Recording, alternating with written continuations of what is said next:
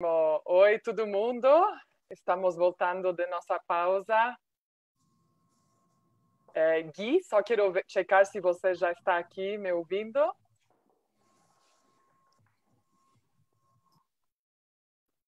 Vamos aguardar um pouquinho. Já vejo uns baldes de água. Jorge, legal. Estou por aqui, Ale. Você está lá. Ótimo, Gui, ótimo.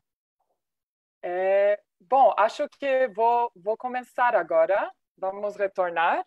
Então, que bom. É uma manhã intensa, mas foi bom ter uns 5 minutos, né, para respirar, fazer uma pausa, buscar o balde de água. Espero que todo mundo tenha um balde de água com água, senão vai correr e coloca um pouco de água, porque vamos brincar agora. Então, eu estou super feliz e temos uma grande honra também a ter nosso próximo mentor, próximo convidado, o Guilherme Castanha. Então, Guilherme, se você só quer falar um oi para todo mundo que estiver na tela, antes de eu te passar a palavra. Aí, ótimo. Aí está o Gui. Um prazer de conhecer o Gui, de estar aqui com o Gui. Conheci o Gui, acho que em 2015, 2014, na Praça da Nascente. Então, é muito bacana te ver aqui online. Então, só assim, vou tentar de fazer a justiça ao teu currículo, Gui, porque você tem uma trajetória incrível. Então, o Gui Castanha, Guilherme Castanha, ele é sócio fundador da Fluxus Design Ecológico. E ele é engenheiro civil, mas sempre integrando uma visão sistêmica da permacultura em diversos projetos de gestão integrada das águas para municípios, indústrias e outros tipos de projetos também. E ele estudou na Austrália também e é mestre em gerenciamento de projetos, pós-graduado em comércio também. E ele tem vários projetos interessantíssimos que foram premiados internacionalmente. Por exemplo, dos projetos premiados é o manejo de águas pluviais do Estádio Nacional de Brasília, que recebeu o prêmio Von Martius em 2013, do Saint-Gobain Habitat Sustentável em 2014. Outro projeto com um prêmio austriaco do Sumtombel, em 2010, foi do manejo integrado de água do edifício Harmonia 57. Então, o Gui é uma pessoa incrível, palestrante, ativista, faz parte de muitos coletivos, como Permasampa, cofundador do Cisterna Já, e ele mora no sítio Boas Novas, na Pedra Bela, onde ele sempre está praticando e pesquisando soluções não convencionais. Então, vamos fazer agora também uma apresentação não convencional, que inclui a meditação também do Gui. Então, muito obrigada, Gui, pelo tempo, e te deixo agora nos transportar numa meditação e aprender um pouco mais sobre jardins de chuvas como uma solução bacana de infraestrutura verde, de drenagem para São Paulo e outras cidades do mundo. Obrigado, querida. Eu posso compartilhar minha tela aqui, então? Por favor. Ótimo.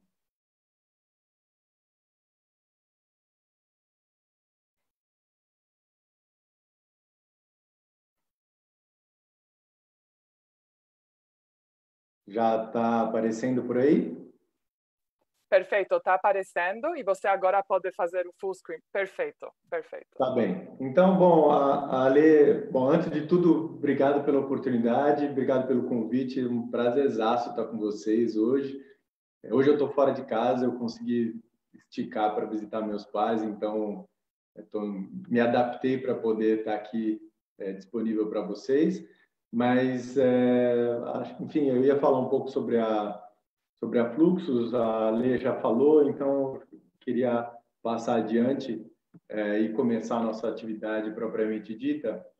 E eu queria compartilhar com vocês uma atividade que foi muito importante na minha trajetória, que eu tenho usado ela desde que eu aprendi. É uma experiência vivencial que eu aprendi com Paul Van Dyk. Vocês veem na tela um trecho de um pequeno vídeo. É um mini documentário, vamos dizer assim, uma exploração técnica da tecnologia Flowform, que o Caio Ferraz, um diretor de cinema conhecido da gente aqui, dos ativistas da água de São Paulo, figura que fez o Volume Vivo, o Entre Rios, que conta a história da urbanização de São Paulo, e outros tantos filmes bacanas aí. Ele também fez uma atividade com o Paul anos atrás, e aí se tornou nosso parceiro nesse desafio de trazer nova luz ao conhecimento, à experiência com a água, né? Então, enfim, essa apresentação vai ficar aberta depois no site da Fluxus, depois eu coloco o endereço para vocês, tem esse videozinho aí, e essa atividade que, então, eu aprendi com o Paul, que eu vou trazer para vocês nos próximos 10, 15 minutos, é uma atividade que a gente faz partindo de um lugar em que a gente simplesmente abre mão dos nossos conhecimentos, os nossos preconceitos, né, os nossos conceitos anteriores sobre água. A gente procura se colocar no lugar de uma criança, procurando incorporar toda a ingenuidade, essa falta de conhecimento, essa falta de experiência anterior, mas ao mesmo tempo uma curiosidade ativa, um espírito de maravilhamento, né? O Paul usa uma palavra que em português a gente trouxe para o embasbacado, né? Tipo daquela experiência iluminadora, sabe? Que te choca. E é isso que eu gostaria de trazer assim, para o nosso espírito para a gente começar essa atividade, né? Então, eu vou deixar um som rolando aqui durante esses 10 minutos. E eu queria que vocês, daqui a pouco, quando eu der o sinal para vocês, que vocês começassem a se colocar numa relação com essa água que está dentro de um balde, como se vocês nunca tivessem visto isso na frente. Vocês nem sabem que nome isso tem. Vocês não sabem qual é a sensação que isso vai despertar no toque. Vocês não têm conhecimento anterior algum. Então, procurem se colocar nesse lugar e experimentar e desfrutar das sensações e das novas percepções que esse contato vai lhe trazer, tá? Experimentem isso como um mergulho, literalmente, no desconhecido. E aí, cada um de vocês, peço assim, para vocês realmente desfrutarem dessa oportunidade, desligando o WhatsApp, telefone, desligando outras conexões e trazendo um estado de atenção plena para esse momento, tá? Então, uma boa jornada para cada um de vocês. A gente volta daqui a 10 minutos juntos para poder recolher um pouco dessas experiências e compartilhar antes da gente seguir para os Jardins de Chuva. Boa viagem.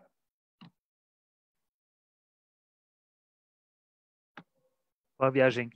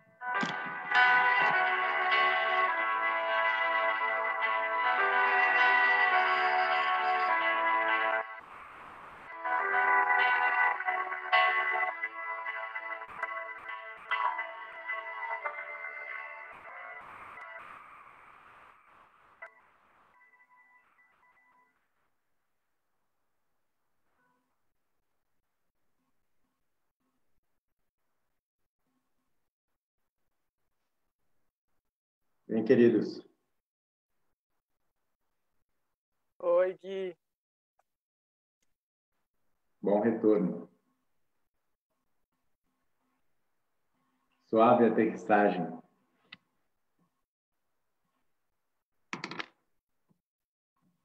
Queria abrir o espaço para ouvir, de repente, de alguns de vocês no chat, me sentir confortável em compartilhar um pouco das suas próprias experiências antes da gente trazer as lições dessa atividade para novas maneiras da gente se relacionar com a água, né? O chat fica aberto.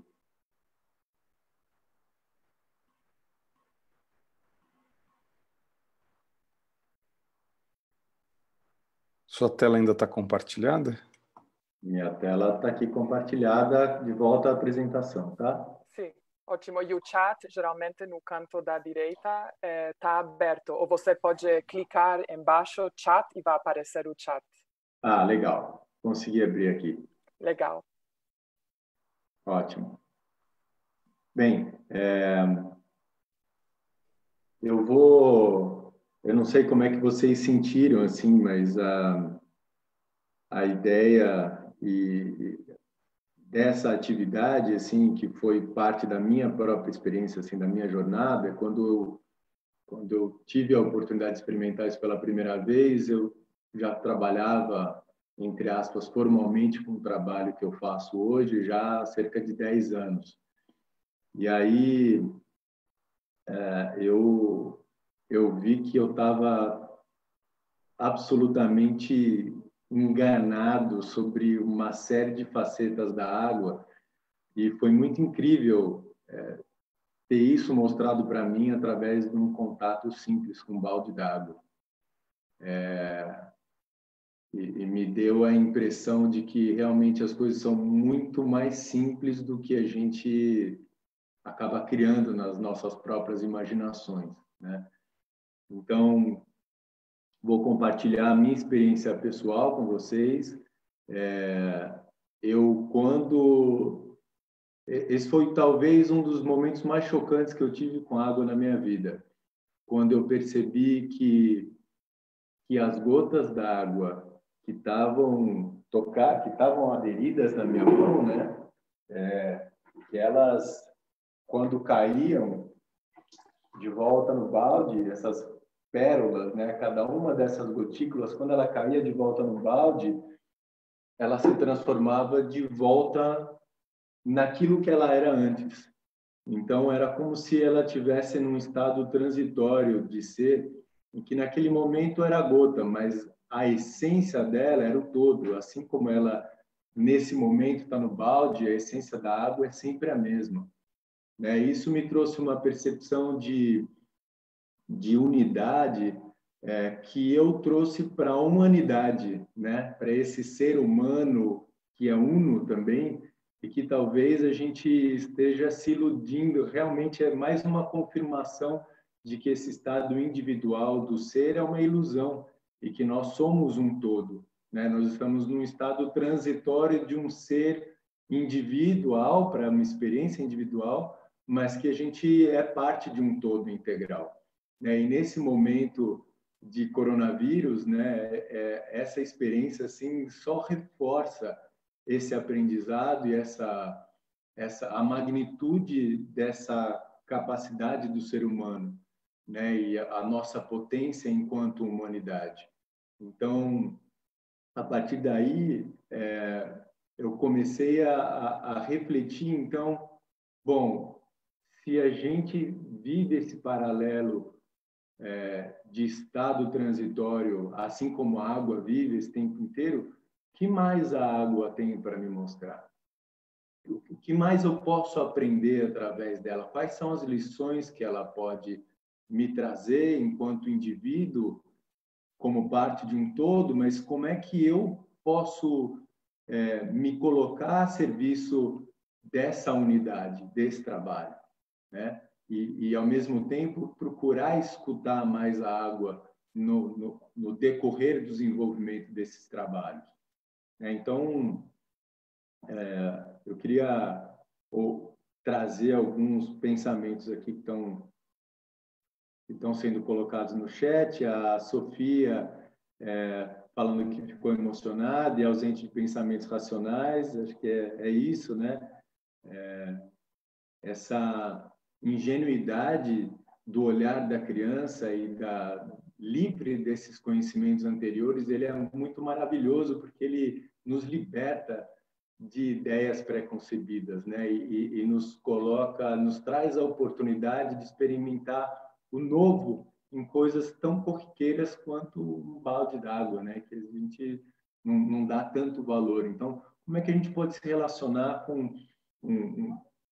um copo, né, de chá na água que a gente usa para lavar as mãos, que a gente está lavando tanto no nosso dia a dia? Como é que a gente se relaciona com a água no momento dos nossos banhos, da nossa limpeza, né, e que começa a ampliar um pouco mais desse corpo físico da matéria? A gente pode ir longe, assim, a gente pode viajar dos aspectos do espírito, enfim, não cabe muito agora, mas o Rock também trouxe a história que ele podia pegar, ele sentiu que ele podia pegar a mão de todos no balde, que ela tinha as pulsações e que se adaptava aos movimentos, né? E que achou massa o barulho, trazendo de volta ele para o ambiente natural. Camila falando que trouxe leveza, fluidez, que não conseguia reter água, que sem forçar conseguiu se unir, seguir o seu caminho, né? Obrigado, Maria Ângela. Estamos juntos no contato com as águas. A gente está aprendendo todo mundo junto mesmo. A Esther, como se ela fez esse exercício de estranhamento, como se ela nunca tivesse visto tocado, e ao tocá-la e conhecê-la já fez parte dela, né? Ter conhecimento de que mesmo sem conhecer já era parte dela mesma. A Ana Carolina traz mais coisas. Enfim, tem muitas percepções que emergem, que são muito profundas e que nos levam muito longe, assim, e ao mesmo tempo muito perto, muito para dentro da gente. E Ale, acho que já deu os minutos posteriores, né? Então acho que eu vou seguindo para a próxima etapa. Isso. Então, deixa eu só ajustar meu relógio aqui de novo para não... Ótimo, Gui. Eu acho que podemos concluir com a próxima parte para aprender de tus jardins de chuva. E depois vamos ter outro momento, depois da apresentação da Maurícia, para fazer uma conversa final. Mas adorei esta troca. Obrigada. Ótimo. Então, bom, essa imagem que eu trago para vocês, ela foi muito inspirador. Eu, na verdade, estou fazendo um projeto no momento para a sede administrativa de uma empresa e a gente está fazendo um trabalho que envolve essa perspectiva do que a gente chama de manejo integrado de água, né? E é esse olhar sistêmico sobre a água que envolve planejamento, gestão, mas que traz a água para um elemento, para um espaço de restauração não só dela, de purificação da água, mas de restauração das nossas relações. Então, eu procuro me inspirar muito por esse olhar, assim, de que o olhar que eu quero é um olhar o que eu quero trazer para um projeto é um estado de conforto e de segurança e de bem-estar e de tranquilidade em que uma criança possa desfrutar, né? E ao longo dessa pesquisa que eu tenho feito as últimas semanas, especificamente para esse projeto, eu me deparei com essa imagem. E aí, quando eu estava preparando o material, eu lembrei dela e quis trazer para vocês, porque ela é de um espaço num ambiente construído, né? Se vocês olharem mais para o fundo, ali à direita, vocês veem que tem uma grade, ali no fundo tem um vertedor de concreto. Então, parece um espaço absolutamente natural, mas ele é reformulado para trazer esse tipo de bem-estar para as pessoas. E essa é um pouco da perspectiva assim desse trabalho, né? Porque quando a água, enfim, se a gente olha para um ambiente absolutamente degradado e olha um outro ambiente e é absolutamente natural, assim, em seu vigor, a diferença entre eles, basicamente, é o tempo, se a gente permitir, porque existe uma inteligência nessa biosfera, nessa esfera viva que a gente vive, que é a inteligência da regeneração. E uma das primeiras, se não a primeira etapa que essa inteligência coloca a favor dessa regeneração, são estratégias para reter água no ambiente. Então, do lado esquerdo, a gente vê um dente de leão rompendo uma estrutura, um pavimento de asfalto, e isso, se a gente permitir, e cabe a nós, ele volta a ser um ambiente natural com toda a sua capacidade. E aí o nosso papel, então, eu entendo que seja o de acelerar esse processo, de criar oportunidades para que a gente possa conviver com esse vigor e com essa abundância nos ambientes onde a gente vive, né? E aí, dentro dessa pesquisa que eu faço há alguns anos, em 2013, 2014, a gente viveu uma crise absurda aqui no Sudeste, né? Eu coletei algumas manchetes de jornais, então, em plena seca, bairro sofre com a enchente, São Paulo tem recorde histórico de calor, de 37,8 graus de temperatura, com sensação térmica de 47 graus, típico de outono. Isso era no verão, tá? Então, no meio do verão, a gente tinha uma situação típica de outono, com ar seco, baixa umidade de ar e alta amplitude térmica, né? Temperatura variando muito, assim. Esse cenário que aconteceu aqui em São Paulo, e para quem não lembra, São Paulo faz parte da Mata Atlântica, né? Em inglês é rainforest, né? A floresta da chuva, assim, que traz essa perspectiva desse ambiente plenamente úmido, que é uma das razões pela qual São Paulo foi usado como ponto de partida para os avanços aí dos bandeirantes, né, dentro, né, do interior do país, que era o acesso através da navegação dos rios para dentro, a abundância de água e de rios desse elemento d'água, né? Só que o que essa manchete está trazendo para a gente é um ecossistema desértico. E aí, no outro paralelo, eu tenho trabalhado muito em Brasília nos últimos anos e, curiosamente, assim, em 2017, 2018, se eu não me engano, eu pisei em Brasília para fazer um primeiro trabalho que eu estava sendo convidado a fazer, e eu cheguei no aeroporto e dei de cara com um jornal e estava sendo dado início oficial ao racionamento dentro do plano piloto por falta d'água. E aí, então, também tenho coletado algumas informações lá do Correio Brasiliense, isso, então, 2 anos atrás, 2, 3 anos atrás, plano piloto pode ficar até 2 dias sem água por semana, e isso, recentemente, numa palestra que eu fui oferecer para lá, em julho, agora, do ano passado, após temporal, Brasília ficou com medo de chuva. Então, as cidades têm uma incapacidade de lidar com a água de uma maneira geral e com a chuva de uma maneira emblemática. Uma hora a gente está absolutamente desesperado por falta d'água e outra hora está desesperado por excesso de água, né? Isso demonstra a nossa incapacidade de lidar com ela. E o jardim de chuva eu entendo que seja um dos elementos mais simples, mais fáceis da gente compreender como a gente consegue redesenhar a nossa relação com a água de chuva na cidade, né?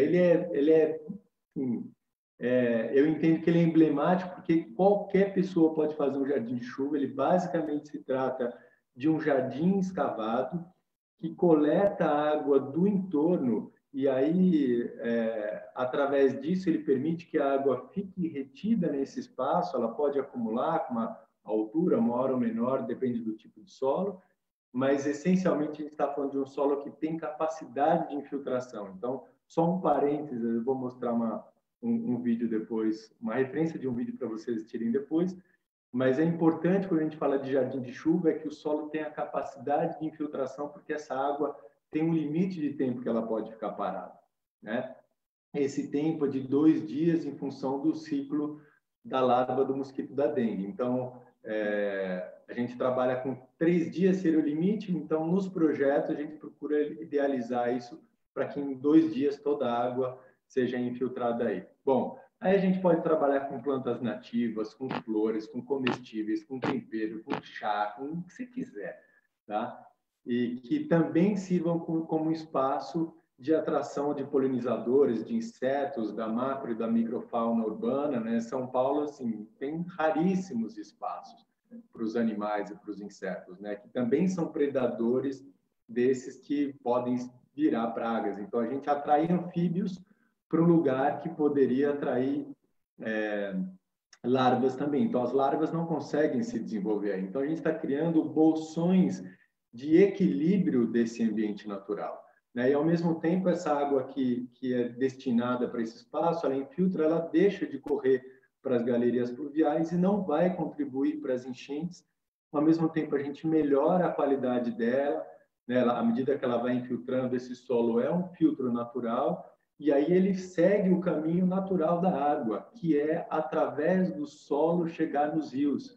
Existe esse percurso, ela infiltra pelo solo, abastece as nascentes devolvem as águas para os rios, de forma que a gente tenha um fluxo constante de água nos nossos rios e córregos nas cidades. Então, ele é parte de uma estratégia de redesenho desse espaço urbano, ele não é o único, ele está longe de ser, a gente precisa de um arranjo, né? Cada lugar tem uma solução, o Jardim de Chuva é uma solução possível, mas que eu enxergo que tem um potencial enorme, assim, incrível, porque está ao alcance das pessoas realmente.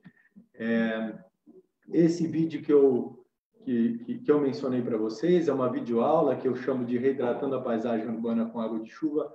Ele mostra algumas fotos de um primeiro mutirão que a gente fez aqui em São Paulo, num jardim de chuva, também no espaço público, na Universidade Livre do Meio Ambiente e Cultura da Paz da Prefeitura de São Paulo, Viveiro Manequim Lopes. Mas essa videoaula fala sobre esse processo mais amplo de reidratação da paisagem urbana com água de chuva. Então, é uma videoaula de 35 minutos, também produzida pelo Caio Ferraz, vocês podem assistir depois com carinho.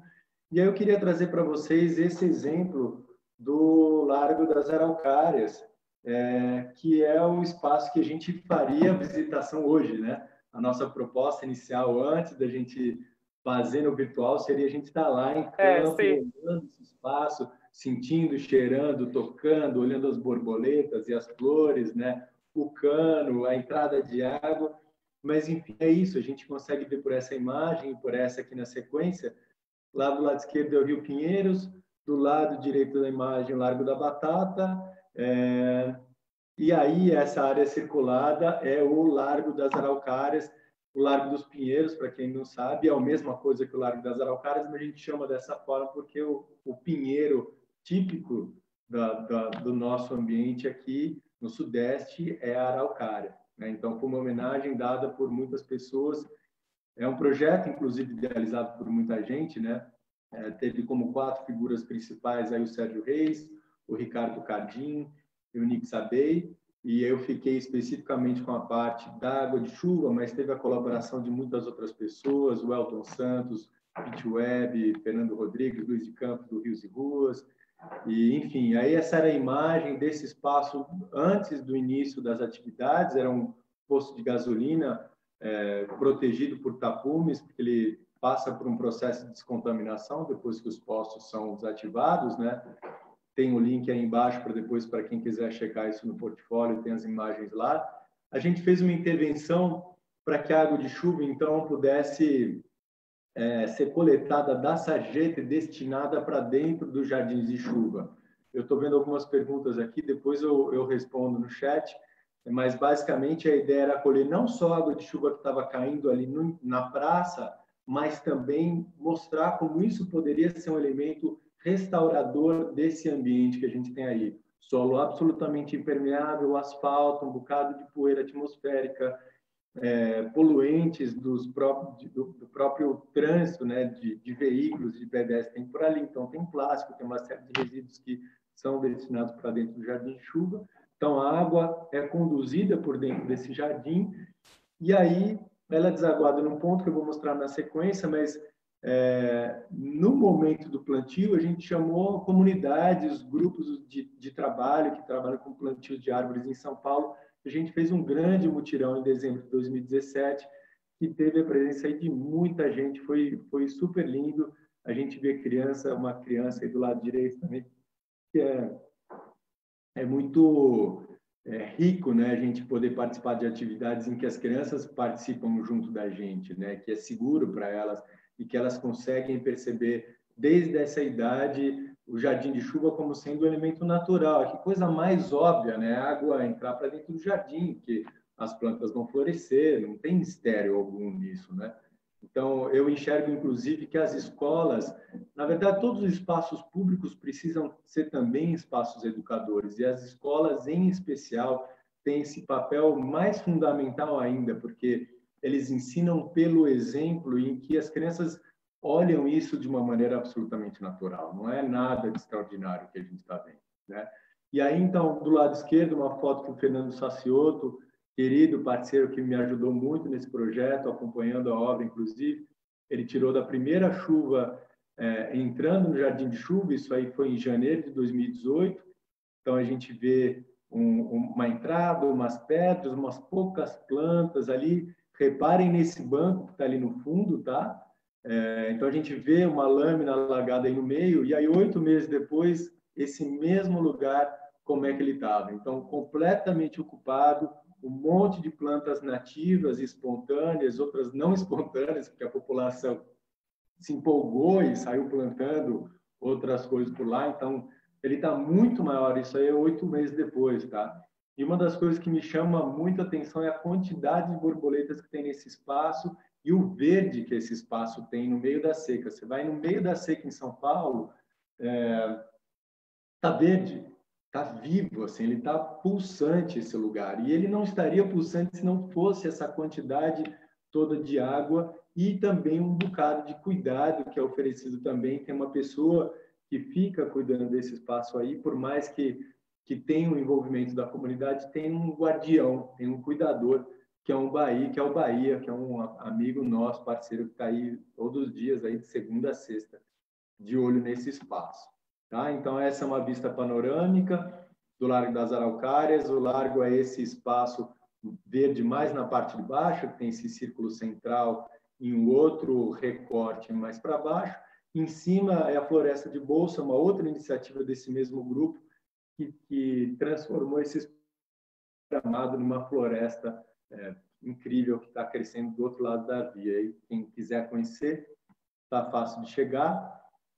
Esse Jardim de Chuva do Largo das Araucárias, ele foi registrado num vídeo produzido pelo Instituto Claro. Esse link que está aí embaixo também é para vocês acessarem.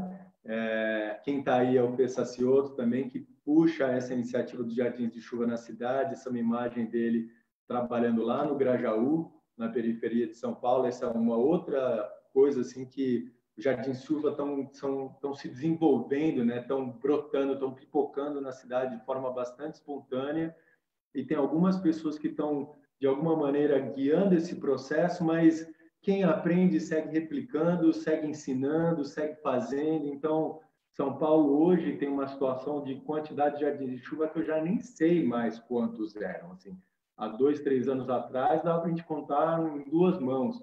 Hoje são dezenas. Eu acredito que a gente já está caminhando próximo de uma centena, e vários deles em espaços abertos. Isso é muito lindo. E aí eu queria fechar com essa informação para vocês que, dentro desse trabalho que a gente faz, Fluxos, enquanto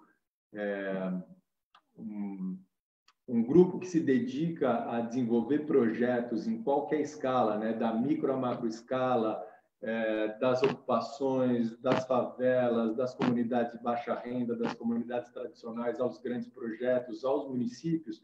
Nós fizemos um trabalho, uma pesquisa que foi de 2016 a 2018, em parceria com a Maru, já chamando a Maru para essa conversa aqui, numa parceria Fluxos e Aliança pela Água, para um registro de iniciativas inspiradoras em diversas escalas que pudessem se aplicar ao ambiente urbano. Então, essa do lado direito é uma matriz que a gente colocou de projetos que trazem essa perspectiva do manejo integrado, quer dizer, é um sistema que, no mínimo, ele tem que atender 2 dos 3 elementos, no mínimo 2 dos 4 elementos das águas que a gente está falando, ou abastecimento de água, tratamento de águas servidas, manejo de água de chuva ou recarga de aquífero, tá? No mínimo 2 para ser elencado aí. vocês vão ver que alguns dos projetos lidam com 3 ou 4 esferas ao mesmo tempo.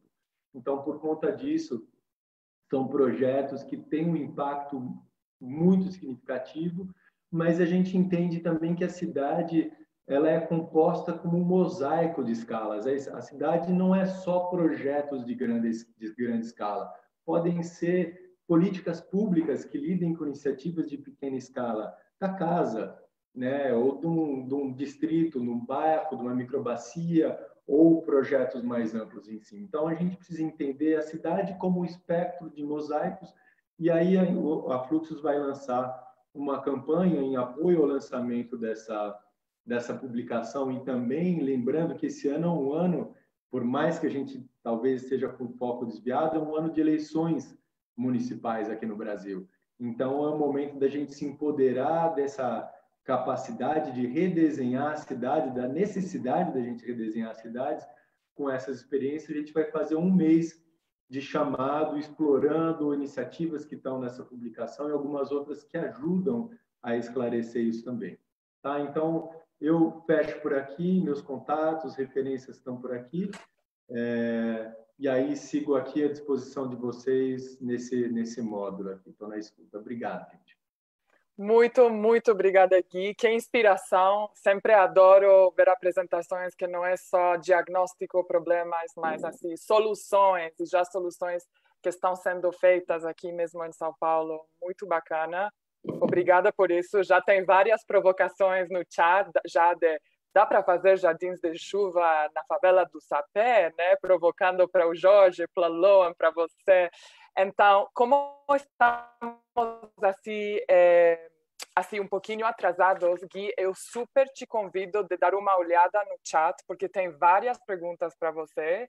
E se você quiser ir respondendo no chat, ou também vamos assim compartilhar teu contato, assim a ideia é que as trocas seguem. E também, depois da conversa da Marúcia, vamos ter um momento para ter uma conversa com todos vocês juntos. Então, aí pode ser um momento para conversar e fazer um bom depoimento com todas essas perguntas. Então, super obrigada, Gui. Fica com nós um pouquinho mais para o final.